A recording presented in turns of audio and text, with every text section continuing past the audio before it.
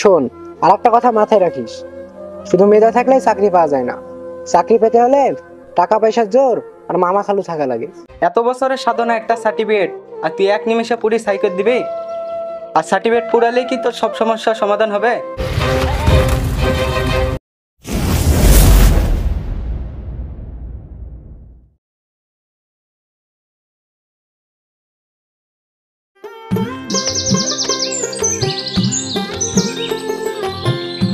এই ছেলে গেলে আর পানো না, এত বেলা হয়ে গেল তাও ঘুম থেকে ওঠার কোনো নাম নাই। আবার শুনছি আজকে বলে চাকরির ইন্টারভিউ আছে। জানটা আমার জ্বলি গেল, যা এটা কি তুলি দিঘি, না তো আজকের ইন্টারভিউটাও মিস যাবে।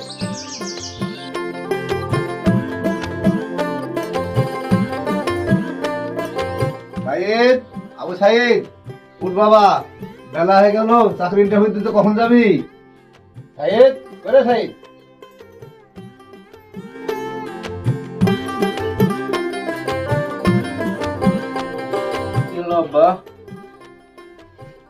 ইন্টারভিউর কথা তোর মনে নাই? কখন ইন্টারভিউ দিতে যাবি? আর ইন্টারভিউ দিয়ে কি হবে? খালি যাওয়ার আশা। তোর অত কথা শুনতে পারবো না, তাড়াতাড়ি ইন্টারভিউ দিতে পারি যা।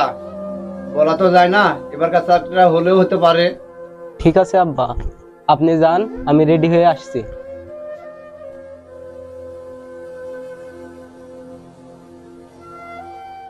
আব্বা, আমি তো ইন্টারভিউ দিতে বের হয়ে গেছি, কিছু টাকা দেন। দেখ বাপ, আমার ঠিক টাকা নিয়ে এইভাবে আর কতদিন চলবি? আমারও তো বয়স হয়েছে। আবার ক্লাস 5-এ তুই বৃত্তি পালি, ক্লাস 8-এ বৃত্তি পালি, এসএসসিতে ভালো রেজাল্ট করে ফার্স্ট ডিভিশনে পাশ করলি, বড় বড় বিশ্ববিদ্যালয়ে চান্স পালি। তখন গ্রামের মানুষ গর্ব করে বলেছিল যে আপনার ছেলে গ্রামের ভিতর মানুষের মতো মানুষ হতে পারিছে। এখন আপনার ছেলে চাকরি নিশ্চিত, পাশ করলেই চাকরি। কিন্তু তোর 3-4 বছর হয়ে গেল পাশ করা, আজ পর্যন্ত একটা চাকরির মুখও তুই দেখতে পালিনি। দেখ বাপ, তোর বড় বাপটাকে আর কত জ্বালাবি? তুই নিজে থেকে একটু ভালোভাবে চেষ্টা কর যেন একটা চাকরি হয়। ঠিক আছে আব্বা, তুমি তাহলে দোয়া করো। আমি তো আমার সর্বোচ্চ দিয়ে চেষ্টা করছি, দেখি এবার ইন্টারভিউটা দিয়ে কি হয়। এলে বাপ টাকা, আমি তো তোর জন্য সবসময় দোয়া করি, চাকরিটা যেন হয়। রাস্তাঘাটে দেখে শুনে যাস। ঠিক আছে আব্বা, আমি গেলাম।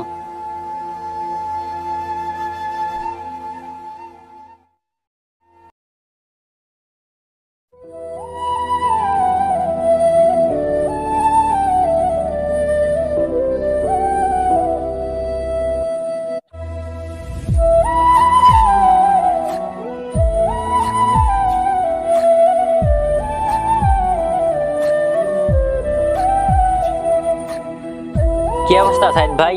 তোমার কথা এবু কখনো মন খারাপ করে বসে দেখিনি। আবার দেখি সার্টিফিকেটও নিয়েছে, সিটিপিটি বেরিয়ে আছে। তুমি যে সকালবেলা চাকরি ইন্টারভিউ দিতে গেলা, আবার সেখানে মন খারাপ করে বসে আছো, কি হয়েছে তোমার?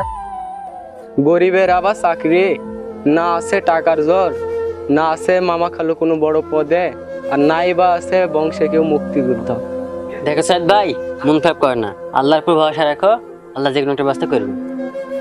সাইদ ভাই, তোমরা এখানে বসে গল্প করছো, ওদিকে রিফাত সার্টিফিকেট মারপিট সব পুরি ফেললো। তুই কত দেখি কি অবস্থা?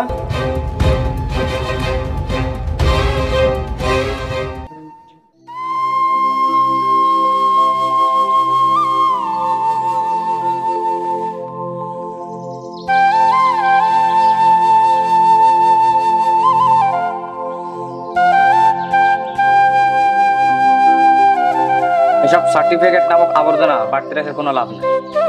চাকরি ইন্টারভিউ দিতে দিতে জুতার তলা ক্ষয় হয়ে গেল, তাও একটা চাকরি পেলাম না।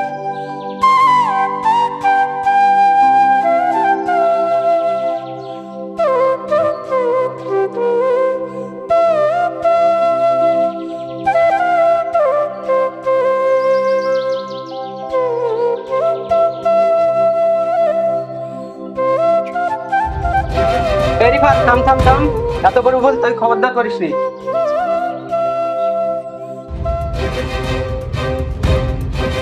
এত বছরের সাধনা একটা সার্টিফিকেট, আর তুই এক নিমেষে পুরি সাইকেল দিবি? গাধা কোথাকার! ভাই আপনি সবই তো জানেন আমার পারিবারিক অবস্থা, আমি এত চাপা নিতে পারছি না। তুই এত তাড়াতাড়ি হতাশ হয়ে গেলি, অথচ আমার দিকে দেখ, তোদের চাইতে কি আমার রেজাল্ট খারাপ? আমি তো এখনো আশা ছাড়িনি। আল্লাহর উপর ভরসা রাখ, আল্লাহ যে কোনো একটা ব্যবস্থা করবে। কোটা সংস্কার, এবং আমাদের মতো সাধারণ ছাত্রছাত্রীদের অধিকার নিশ্চিত করার জন্য বৈষম্য বিরোধী ছাত্র আন্দোলন গঠন করা হয়েছে। তোরা আগামীকাল সকালবেলায় ওখানে উপস্থিত হবি।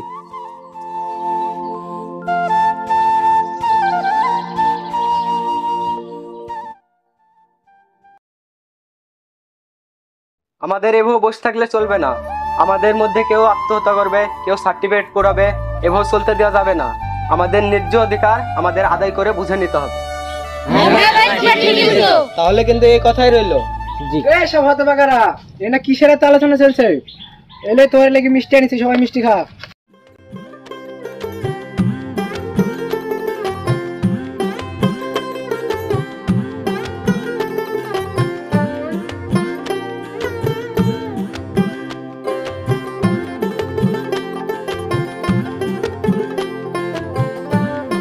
সবাইকে তো মিষ্টি খাইবার আসিস, কিসের মিষ্টি রে? কিসের মিষ্টি আবার? চাকরির মিষ্টি। সাইদ শোন, তুই ছিলি আমাদের ইউনিভার্সিটি লেভেলের টপার, অথচ ভাগ্যের কি নির্মম পরিহাস দেয়। তুই বেকারি থেকে গেলি, অথচ আমার চাকরিটা হয়ে গেল। আর শোন, আর একটা কথা মাথায় রাখিস, শুধু মেধা থাকলেই চাকরি পাওয়া যায় না। চাকরি পেতে হলে টাকা পয়সার জোর আর মামা খালু থাকা লাগে। আর আমার তো মনে হয় তোর চাকরির মিষ্টি আমার খাওয়া হবে না, তাই আমার মিষ্টিটাই খা, আর সবাই আমার লাগি দোয়া করিস। মিষ্টি তো খাই গেল না, আমাকে সবাইকে পিন মারি গেল।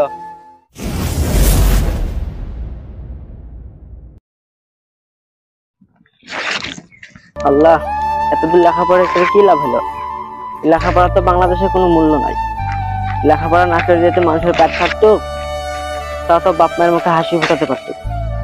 হে আল্লাহ, জীবনে আমি কি পাপ করেছি, আর কোন পাপাই বা আমাকে এত বড় শাস্তি দিয়েছে?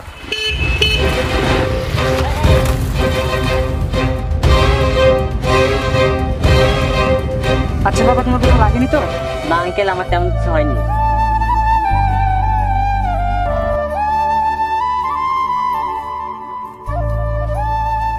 এভাবে কেউ রাস্তার মাঝখানে অন্য মানুষকে হয়ে হাঁটে?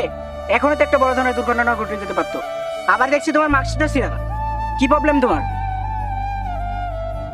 এই সার্টিফিকেট আমার কাছে কাগজের মতন বোঝা মনে হয়। এই সার্টিফিকেট চালানোর দম নেই আমার কাছে। আর দুর্ঘটনার কথা বলছেন, পৃথিবীতে বেঁচে থাকার কোনো ইচ্ছে আমার নেই। এত ভালো রেজাল্ট করার পরেও কোনো ভালো চাকরি পাচ্ছি না এবং পরিবারকে বোঝাতেও পারছি না। আর আমার মতো এরকম হাজারো সাধারণ স্টুডেন্ট হতাশ হয়ে ঘুরে বেড়াচ্ছে। টাকা পয়সার জোর, মামু খালুর জোর, আর বিশেষ কোনো কোটা না থাকায় চাকরি না পেয়ে সার্টিফিকেট জ্বালিয়ে দিচ্ছে, আর অনেকেই আত্মহত্যার পথ বেছে নিচ্ছে। আচ্ছা বাবা, তোমার সব কথা আমি বুঝলাম, তবে তোমাদের উদ্দেশ্যে আমার কিছু কথা আছে। তোমার সকল বন্ধু বান্ধবকে নিয়ে বেলা 4টার সময় শেখ রাসেল পার্কে চলে আসবে। আচ্ছা বাবা, তোমরা অবশ্যই আসবে কিন্তু। ঠিক আছে আঙ্কেল।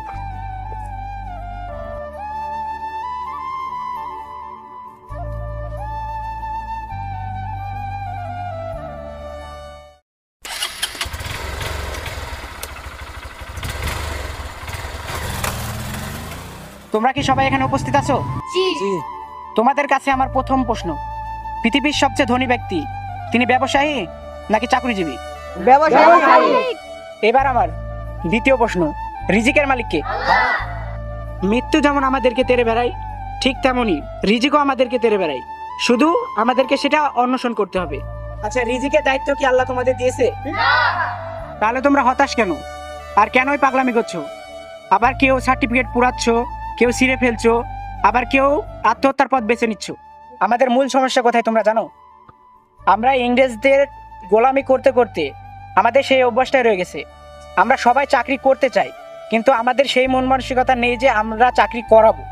আর আমিও কিন্তু তোমাদের মতো স্টুডেন্ট ছিলাম, আমিও চাইলে কিন্তু চাকরি করতে পারতাম, কিন্তু আমি তা করিনি।